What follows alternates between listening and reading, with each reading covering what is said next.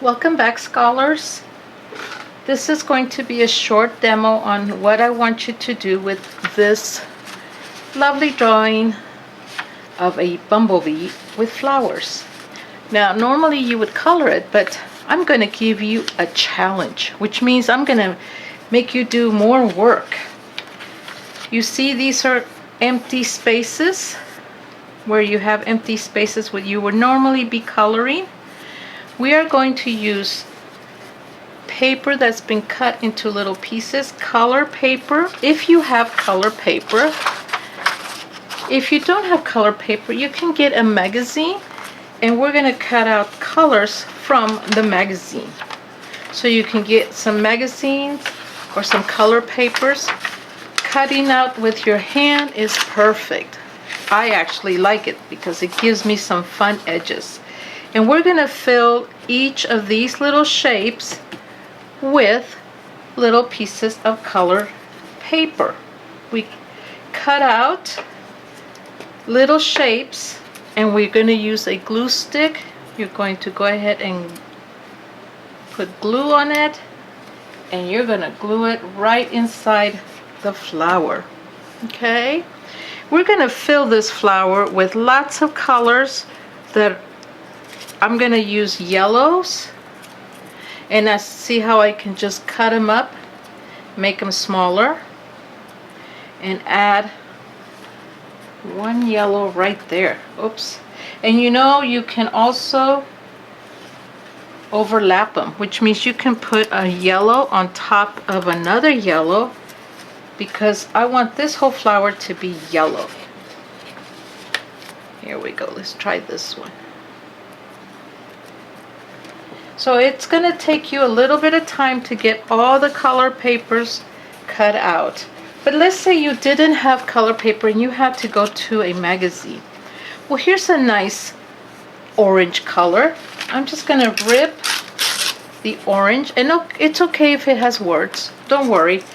And you're going to cut out the oranges because I want this flower to be orange. And I'm going to put glue on it, and I'm going to put it right there. And I want to add more orange to that. So look what I'm doing. I'm going to have big pieces of paper. I want you to do small pieces of paper, okay?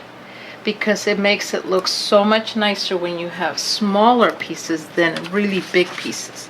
So don't just give me a big old chunk of paper. What I'm going to ask you to do is to have at least, in the big part of the flower, you're going to have at least 7 different cutout shapes. So right here I got 1, 2. If I wanted to add more, I would have to say 3. Here's another one. 4. You can have more than 7, but at least 7. You can just have a ton, but I don't want just 2, okay? So fill that in with lots and lots of color paper. The little areas, because they're so small, you have to make the shapes really small, okay? So there, you've got to really think about how small you can cut that out. So I cut out my pieces of paper, and I'm going to glue them. It may get messy, and you may be tired. If you get tired, because you're going to be doing this for a long time, take a break. Do one flower one day, maybe the next day do the other flower, and then so the next day you can do the next flower. You don't have to do it all in one day. It will take some time, so go slow. And you have plenty of time, and eventually you're going to have all these filled in with beautiful colors and the wings and his face. If you want to do the whole sky, yes, you can do the sky too. Just remember all the different colors you're going to add. So I have blues, I can add lots of blues, and I can add big pieces in the sky because the sky is lots of big space. So that's the plan for this beautiful drawing, and in the end you're going to show this to me when we meet on Zoom. Okay, let me know if you have any problems. I'm going to finish mine and you get to see it at the end.